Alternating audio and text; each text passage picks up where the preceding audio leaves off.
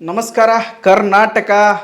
ಇನ್ನು ಬುದ್ಧಿ ಕಲಿಯದ ಅಶ್ವಿನಿ ಗೌಡ ಮತ್ತು ಸ್ಟಾರ್ ನಟರು ಎಲ್ಲರನ್ನೂ ಮೀರಿಸಿದಂಥ ಗಿಲ್ಲಿ ಎನ್ನುವಂತಹ ಒಂದು ವಿಷಯದ ಬಗ್ಗೆ ಚರ್ಚೆ ಮಾಡಕ್ಕೆ ಬಂದೀನಿ.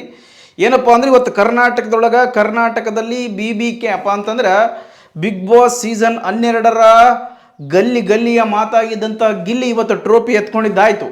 ಆದರೆ ವಿಚಾರ ಏನಪ್ಪ ಅಂತಂದ್ರೆ ಟ್ರೋಫಿ ಎತ್ತಿದ ಮೇಲೂ ಕೂಡ ಬಹುದೊಡ್ಡ ಚರ್ಚೆಯಲ್ಲಿರುವಂತಹ ಗಿಲ್ಲಿ ಹಾಗೂ ಆ ಥರ ಒಂದು ಇಡೀ ಸಂಭ್ರಮಾಚರಣೆ ಗಿಲ್ಲಿಗೆ ಮಾಡಿರುವಂತಹ ಆ ಒಂದು ಕಾಮಿಡಿಗೆ ಕ್ರೇಜ್, ಎಲ್ಲಿಲ್ಲದಂತಹ ಕ್ರೇಜ್, ಅದ್ಭುತವಾಗಿರುವಂಥ ಕ್ರೇಜು ಮತ್ತು ಇಡೀ ಕರ್ನಾಟಕದಲ್ಲಿಯೇ ಒಂದು ಹೊಸ ಇತಿಹಾಸವನ್ನು ಸೃಷ್ಟಿಸಿದ್ದು ನಿಮಗೆಲ್ಲರಿಗೂ ಗೊತ್ತಿರುವಂಥ ವಿಚಾರ.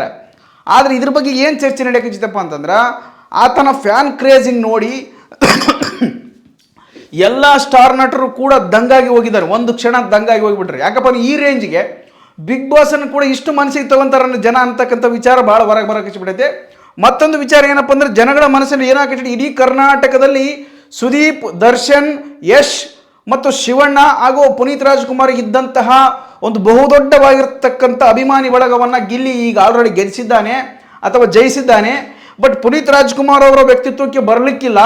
ಆದರೂ ಒಂದಂತೂ ಸತ್ಯ, ಈಗಿರುವಂತಹ ಸ್ಟಾರ್ ನಟರ ಸರಿಸಮವಾಗಿ ತನ್ನದೇ ಆಗಿರುವಂಥ ಕ್ರೇಜನ್ನು ಹುಟ್ಟಾಕಿದ್ದಾನೆ ಗಿಲ್ಲಿ. ಅದು ಮಾತ್ರ ಸತ್ಯವಾಗಿರುವಂಥ ಅಂಶ. ಮತ್ತು ಇದರ ಜೊತೆಗೆ ಅಶ್ವಿನಿ ಗೌಡ ಅವರು ತುಂಬ ಈಗ ಓವರ್ ಆಗಿ ಮಾತಾಡ್ತಾ ಇದ್ದಾರೆ ಅಂತಕ್ಕಂಥದ್ದು ನನ್ನ ವಿಚಾರಪ್ಪ. ಬಿಗ್ ಬಾಸ್ನೊಳಗಿದ್ದಾಗ ನೀವು ನೋಡಿರಿ ಆಗಲೇ ಹೆಂಗಿದ್ರು, ಏನೇನು ಮಾತಾಡಿದ್ರು, ಹೆಂಗೆ ಮಾತಾಡಿದ್ರು, ಯಾಕೆ ಮಾತಾಡಿದ್ರು ಅಂತಕ್ಕಂಥ ವಿಚಾರ ನಿಮ್ಗೆ ಆಲ್ರೆಡಿ ಗೊತ್ತದ. ಆದರೂ ಕೂಡ ನಾಟಕೀಯ ಭಾವನೆ ಅನ್ನುವಂಥದ್ದು ಮತ್ತೆ ಸತ್ಯ ಹಾಕೈತಿ ಬಿಡತ್ತೆ. ಹೊರಗಿದ್ದಾಗ ಹಂಗೆ ಗಿಲ್ಲಿ ಜಗಳ ಆಡ್ತಾನೆ ಆಡಿಬಿಡೋದು, ಮತ್ತೆ ಮುಂಜಾನೆ ತಬ್ಕೊಂಬೋದು, ಮತ್ತೆ ಗಿಲ್ಲಿ ತುಂಬ ಒಳ್ಳೆಯವನು ಸರ್ ಅಂತ ಸುದೀಪ್ ಮುಂದೆ ನಾಟಕ ಮಾಡೋದು.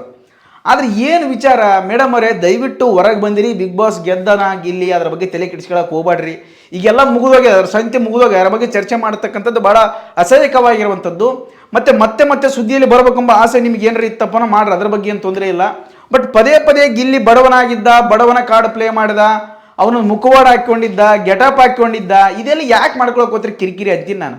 ಮಾಧ್ಯಮಗಳು ಸಿಕ್ಕಾರ, ಏನು ದೊಡ್ಡ ಸ್ಟಾರ ಏನು ನೀವು ಯಾವುದೇ ಸ್ಟಾರ್ ಅಲ್ಲ ಮೇಡಮ್ ಅವರ. ನೀವು ಎಲ್ಲ ಸಿನಿಮಾಗಳಲ್ಲಿ ಸಣ್ಣ ಪುಟ್ಟ ಪಾತ್ರವನ್ನು ಮಾಡ್ಕೊಂಡ್ಬಂದಿರಿ ಅಷ್ಟೇ, ಏನು ದೊಡ್ಡ ಸ್ಟಾರ್ ಅಲ್ಲ ನೀವು. ಪದೇ ಗಿಲ್ಲಿ ಬಗ್ಗೆ ಮಾತನಾಡುವಂಥದ್ದು ಭಾಳ ಅಸಹ್ಯಕರವಾಗಿರುವಂಥದ್ದು. ಮತ್ತು ಯಾಕಪ್ಪ ಅಂದರೆ ಅದು ಮುಗಿದೋಗಿರುವಂಥ ಕತೆ. ಅಂದರೆ ನೀವು ಬಿಗ್ ಬಾಸ್ಗೆ ಕೊಡ್ತಕ್ಕಂಥ ಬೆಲೆ ಅಲ್ಲ. ನೀವೇನು ಹೇಳಿದ್ರಿ, ಬಿಗ್ ಬಾಸ್ ಅನ್ನೋದು ಭಾಳ ದೊಡ್ಡದಾಗಿರ್ತಕ್ಕಂಥದ್ದು. ಇಲ್ಲಿಂದ ನಾನು ಒಬ್ಬ ವ್ಯಕ್ತಿತ್ವದಿಂದ, ಆಟದಿಂದ ಬಂದಿದ್ದೀನಿ, ನಾನು ವ್ಯಕ್ತಿತ್ವದಿಂದ ಹೊರಗೆ ಹೋಗ್ತೀನಿ ಸುದೀಪಣ್ಣ ಅಂತ ನೀವು ಸುದೀಪ್ ಅವ್ರ ಮುಂದೆ ಹೇಳಿದ್ರಿ. ಆ ಮಾತು ಎಲ್ಲಿ ಉಳಿಸ್ಕೊಳಕತ್ತೀರಿ ಇವಾಗ?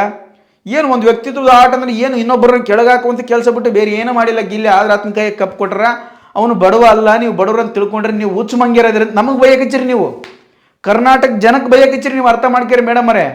ನೀವು ಕನ್ನಡವನ್ನು ಉಳಿಸ್ಬೇಕಂತ ವಿಚಾರ ಮಾಡಿದೆ ಅಂತಾರೆ, ಬಟ್ ಕನ್ನಡಿಗರ ಬಗ್ಗೆ ಈ ರೀತಿಯಾಗಿ ಮಾತನಾಡಬಾರ್ದು. ಇದು ಭಾಳ ಒಳ್ಳೆಯದಲ್ಲ. ಯಾಕಪ್ಪ ಅಂದ್ರೆ ಗಿಲ್ಲಿ ಫ್ಯಾನ್ಸ್ ಬಲು ಕೆಟ್ಟ ಕೋಡಿದೀವಿ ನಾವೆಲ್ಲ. ನಮಗೆ ತಲೆ ಕೆಡ್ತಪ್ಪ ಅಂದ್ರೆ ಮತ್ತೆ ಹೆಣ್ಮಕ್ಳು ನೋಡೋದು, ಗಂಡ್ಮಕ್ಳು ನೋಡೋದು, ಆಮೇಲೆ ಏನು ಬೈತಾರೆ ಗೊತ್ತಾಗಲ್ಲ ಜನ. ನೀವು ಈಗ ಆಲ್ರೆಡಿ ಬಿಗ್ ಬಾಸ್ನೊಳಗೆ ಬೈಸ್ಕೊಂಡಿದ್ದೆ ಭಾಳ ಜಾಸ್ತಿ ಆಗ್ಯದ. ಮತ್ತು ಇಲ್ಲಿ ಯಾಕೆ ಬೈಸ್ಕೋತೀರಿ? ಮುಗಿದೋಗ್ಯದ ಕತೆ, ಮುಗಿದೋದನ್ನು ವಿಚಾರ ಮಾಡೋಕೆ ಹೋಗ್ಬೇಡ್ರಿ, ಅದ್ರ ಬಗ್ಗೆ ತಲೆ ಕೆಡಿಸ್ಕೊಳಕ್ಕೆ ಹೋಗ್ಬೇಡ್ರಿ. ಸುಮ್ಮನೆ ಕಿರಿಕಿರಿ ಬೇಡ. ಆರಾಮಿರ್ರಿ. ನಿಮ್ಗೇನು ರೊಕ್ಕ ಬೇಕಾಗಿಲ್ಲ, ನಿಮ್ಗೆ ಹೆಸರು ಬೇಕಾಗಿತ್ತು, ಹೆಸರು ಸಿಕ್ಕದ. ಈಗ ಎಲ್ಲಿ ಹೋದ್ರೂ ಅಶ್ವಿನಿ ಗೌಡ ಅಂತಾರೆ. ನೀವೇನು ನೆಗೆಟಿವ್ ಆಗಿರ್ಬೋದು, ಪಾಸಿಟಿವ್ ಆಗಿರ್ಬೋದು, ಒಂದು ಫೋಟೋ ತಕ್ಕಂತಾರೆ, ಒಂದು 4 ಮಾತಾಡ್ತಾರೆ. ಅದ್ರ ಬಗ್ಗೆ ಯಾಕೆ ತಲೆ ಕೆಡಿಸ್ಕೋತೀರಿ?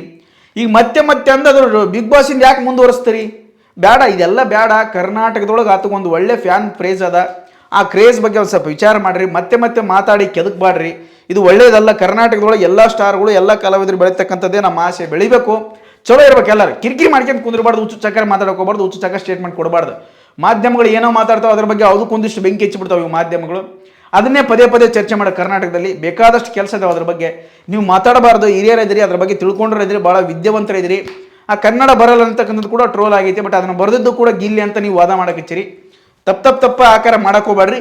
ಇನ್ನು ವಿಚಾರಕ್ಕೆ ಬರೋದಾತಪ್ಪ, ಏನು ಸಂಭ್ರಮ ಏನಿಲ್ಲ. ಗಿಲ್ಲಿ ವಿಚಾರಕ್ಕೆ ಬರೋದಿತ್ತಪ್ಪ ಅಂತಂದ್ರೆ ಏನು ಮದ್ದೂರಿನಲ್ಲಿ, ಆ ಮಂಡ್ಯದಲ್ಲಿ ಏನಪ್ಪ ಏನು ದೊಡ್ಡ ರೇಂಜಿಗೆ, ಈ ರೇಂಜಿಗೆ ಅಭಿಮಾನಿ ಬಳಗ, ಈ ರೇಂಜಿಗೆ ಒಂದು ಅದ್ಭುತವಾಗಿರುವಂಥ ಮೆರವಣಿಗೆ, ಅದ್ದೂರಿ ಸ್ವಾಗತ. ಎಲ್ಲೇ ಬಿಗ್ ಬಾಸನ್ನು ಇಷ್ಟು ಜನ ಸೀರಿಯಸ್ ಆಗಿ ತಗೊಂಡ್ರ ವಿಚಾರ ಮಾಡ್ತಕ್ಕಂಥ ವಿಷಯ ಇದೆ. ಯಾಕಪ್ಪ ಕರ್ನಾಟಕದೊಳಗೆ ಯಾವ ವ್ಯಕ್ತಿ ಸಿಕ್ಕಿಲ್ಲದ ಕ್ರೇಜು. ಎಷ್ಟು ಬಿಗ್ ಬಾಸ್ ಆಗಿ 11 ಬಿಗ್ ಬಾಸ್ ಆಗಿ ಈ ರೇಂಜಿಗೆ ಕ್ರೇಜ್ ಎಲ್ಲಾರು ನೋಡ್ರಿ. ಅದಕ್ಕೆ ಹೇಳೋದು, ಬಡವರ ಮಕ್ಕಳಿಗೆ ಏನಾರ ಅವಕಾಶ ಸಿಕ್ತಪ್ಪ ಅಂತ ಭಾಳ ಅಚ್ಚುಕಟ್ಟಾಗಿ ನೆನಪಿಸ್ಕೊಂತಾರೆ. ಮತ್ತು ಇಲ್ಲಿ ಗಿಲ್ಲಿ ಆ ರೇಂಜಿಗೆ ಅಭಿಮಾನಿ ಬಳಗವನ್ನು ಮಾಡ್ಕೊಳ್ಳೋಕೆ ಏನು ಕಾರಣ, ಅಥವಾ ಆತ ಕೊಟ್ಟಿರ್ತಕ್ಕಂಥ ಸಂದೇಶ ಏನು, ಜೀವನದೊಳಗೆ ಗಿಲ್ಲಿ ಯಾವ ರೀತಿಯಾಗಿರ್ಬೇಕಂತದನ್ನು ಭಾಳ ಸ್ವಚ್ಛವಾಗಿ ತಿಳ್ಕೊಡ್ರೆ ಅಂತ ತಿಳ್ಕೊಬೇಕು ನಾವೆಲ್ಲರೂ. ಯಾಕಪ್ಪ ಅಂತಂದ್ರೆ ಯಾರು ಏನೇ ಕೌಂಟ್ರ್ ಕೊಟ್ಟರೆ ನಾವು ತಮಾಷೆ ಮುಖಾಂತರವೇ ಅವರಿಗೆ ಕೌಂಟ್ರ್ ಕೊಡಬೇಕು. ಅವ್ರ ಮನಸ್ಸಿಗೆ ನೋವು ಆದಂಗಿರ್ಬೇಕಾದ್ರೆ ನೋವು ಆಗಬಾರ್ದು. ಮತ್ತು ಯಾರೇ ಸಿಟ್ಟಿನಲ್ಲಿದ್ದರೂ ಕೂಡ ನಗಿಸುವಂತಹ ಒಂದು ಭಾವನೆಯನ್ನು ಮನಸ್ಸಿನೊಳಗೆ ಇಟ್ಕೋಬೇಕು. ಎಷ್ಟೇ ಕಷ್ಟಗಳು ಸುಡುಗಾಡ ಜೀವಮಾನದೊಳಗೆ ಯಾವನಿಗೆ ಕಷ್ಟ ಇಲ್ಲ ಹೇಳ್ರಿ, ಎಲ್ಲವನಿಗೆ ಕಷ್ಟ ಇರ್ತಾವ, ಎಲ್ಲವನಿಗೆ ಸುಖ ಇರ್ತಾವ, ಎಲ್ಲವನಿಗೆ ಏಳು ಬೀಳು ಇದ್ದಿದ್ದೆ. ಅವ್ನು ಕೋಟಿ ರೂಪಾಯಿ ಗಳಿಸ್ತಾನಂದ್ರೆ ಅವನಿಗೆ ಕಷ್ಟ ಇರ್ತಾವ, 10 ರೂಪಾಯಿ ಗಳಿಸ್ತಾನ ಅವನಿಗೂ ಕಷ್ಟ ಇರ್ತಾವ, ಉಂಡು ಮಕ್ಕಂತಂದ್ರೆ ಅವನಿಗೆ ಚಿಂತಿರ್ತಾವ, ದಿನ ಸರಿಯಾಗಿ ಕುಡಿದು ಬಿಡ್ತಾವ ಅಂದ್ರೆ ಅವನಿಗೂ ಚಿಂತಿರ್ತಾವ. ಏನು ಎಲ್ಲರೂ ಯಾರೇನು ದೊಡ್ಡ ಸುಖ ಪುರುಷರು ಈ ಭೂಮಿಯಾಗ ಯಾವನಿಲ್ಲ. ತಲೆ ಕೆಡಿಸ್ಕೊಳಕ್ ಹೋಗ್ಬೇಡ್ರಿ, ಜೀವನದೊಳಗೆ ನಗನಗ್ತಾ ಜೀವನ ಮಾಡ್ರಿ, ಯಾರ್ದು ತಲೆ ಕೆಡಿಸ್ಕೊಳಕ್ ಹೋಗ್ಬೇಡ್ರಿ. ಭಾಳ ಎಲ್ಲಿ ಹೆಂಗಿರ್ಬೇಕು ಹಂಗಿರ್ರಿ, ಎಲ್ಲಿ ಬದಲಾವಣೆ ಆಗ್ಬಾಡ್ರಿ. ಐತೆ ಅಂತೇಳಿ ಇಗ್ಬಾಡ್ರು, ಇಲ್ಲ ಅಂತೇಳಿ ಕುಗ್ಬಾಡ್ರು. ಇದು ತಿಳ್ಕೊಳ್ರಿ ಅಂತ ಗಿಲ್ಲಿ ಕೊಟ್ಟಿರ್ತಕ್ಕಂಥ ಸಂದೇಶ. ಮತ್ತು ಬಿಗ್ ಬಾಸ್ನೊಳಗೆ ಹೆಂಗಿರ್ಬೇಕು, ಆಟವನ್ನು ಹೆಂಗೆ ಆಡ್ಬೇಕು, ನೀವೆಲ್ಲರೂ ಭಾಳ ತಲೆ ಕೆಡಿಸ್ಕೊಳ್ಬೇಡ್ರಿ. ನಿಮ್ಮದು ಏನದ, ನಿಮ್ಮ ಮನಸ್ಸಿನೊಳಗೆ ಏನದ ಅದನ್ನು ನೇರವಾಗಿ ಹೇಳಿಬಿಡ್ರಿ.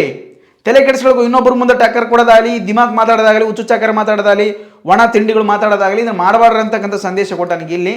ಆದ್ರೆ ಈ ರಾಜ್ಯದೊಳಗೆ ಮತ್ತೊಂದು ಸಾರಿ ಹೇಳ್ತೀನಿ, ಗಿಲ್ಲಿಯ ಗತ್ತು ಇಡೀ ಕರ್ನಾಟಕಕ್ಕೆ ಗೊತ್ತು ಎನ್ನುವಂಥ ವಿಚಾರದೊಳಗೆ. ಮತ್ತು ಗೆದ್ದೇ ಬಿಟ್ಟ ಗಿಲ್ಲಿ ನಟ, ಅವನಿಗಿತ್ತು ಉರ್ಸೋ ಚಟ, ಗೆದ್ದಿದ್ದಂತೂ ಪಕ್ಕಾ ದಿಟ, ಒಡಿರಿ ಟಕ ಟಕ ಟಮಟೆ ಅಂತ ಹೇಳ್ತಾ. ಮತ್ತು ಈ ವಿಚಾರ ಏನಪ್ಪ ಅಂತಾರೆ, ಒಂದೊಂದು ವಿಷಯಗಳಲ್ಲೂ ಕೂಡ ಗಿಲ್ಲಿನ ನಾವು ಅನುಸರಿಸ್ಕೋಬೇಕಾಗಪ್ಪ. ಜೀವನದೊಳಗೆ ಎಷ್ಟೇ ಅವಮಾನಗಳಾದರೂ ಕೂಡ, ಎಷ್ಟೇ ಮನಸ್ಸಲ್ಲಿ ನೋವಿದ್ರೂ ಕೂಡ ಸದಾ ನಗನಗ್ತಾ ಬಾಳ್ತಿರ್ಬೇಕು, ಜೊತೆಗಿದ್ದವ್ರು ನಗಿಸ್ತಾ ಇರಬೇಕು, ಮನಸ್ಸಿನಲ್ಲಿ ಒಂದು ಹುಮ್ಮಸ್ಸಿರ್ಬೇಕು. ಎಷ್ಟು ದಿನ ಇದ್ನಂದ್ರೆ ಅಷ್ಟು ಜನ ಒಂದಿನೂ ತಾಯಿ ಬಂಧಗಳಲ್ಲಿ ಇವರೆಲ್ಲ ಏನೇನೇನೇನೋ ನಾಟಕ ಮಾಡಿದ್ರಪ್ಪ.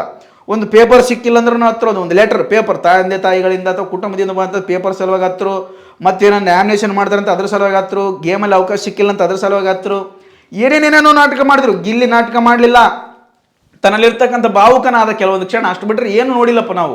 ತಂದೆ ತಾಯಿಗಳು ಬಂದಾಗಲೂ ಕೂಡ ಇವ್ರು ಏನು ಮಾಡಿದ್ರಪ್ಪ, ಬಾಬಾ ಅಶ್ವಿನಿ ಗೌಡ ಏನಿನ ಕೋಡೆ, ಕೆಳಗ ಬಿದ್ದು ಮ್ಯಾಲೆ ಬಿದ್ದು ಮೈಯೆಲ್ಲ ಮಣ್ಣು ಒರೆಸ್ಕೊಂಡು ಏನಿನ ಕೋಡೆ, ಜಗಳ ಆಡಿದ್ದಪ್ಪ ಅಂದ್ರೆ ಜಗಳ ಕೇಳ್ಸಂಗಲ್ಲ ಆ ನಮ್ಮನ್ನು ಜಗಳ ಆಡಿಬಿಟ್ಟಿವು.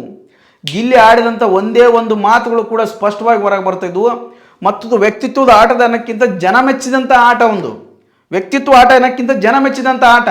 ಅಶ್ವಿನಿ ಗೌಡ ಅವರಿಗೆ ಇನ್ನೂ ಬುದ್ಧಿ ಕಲಿಬೇಕಾಗಿರ್ತಕ್ಕಂಥದ್ದು ಭಾಳ ಐತೆ. ಅಷ್ಟು ವಯಸ್ಸಾಗಿದ್ರು ಕೂಡ ನಿಮ್ಗೆ ಎಲ್ಲಿ ಏನು ಮಾತಾಡ್ಬೇಕು ಅನ್ನೋದು ಗೊತ್ತಿಲ್ಲ. ಅದು ಬಿಟ್ಟುಬಿಡ್ರಿ, ಹೊರಗೆ ಒಳ್ಳೆ ಸ್ನೇಹಿತರಾಗಿರ್ರಿ.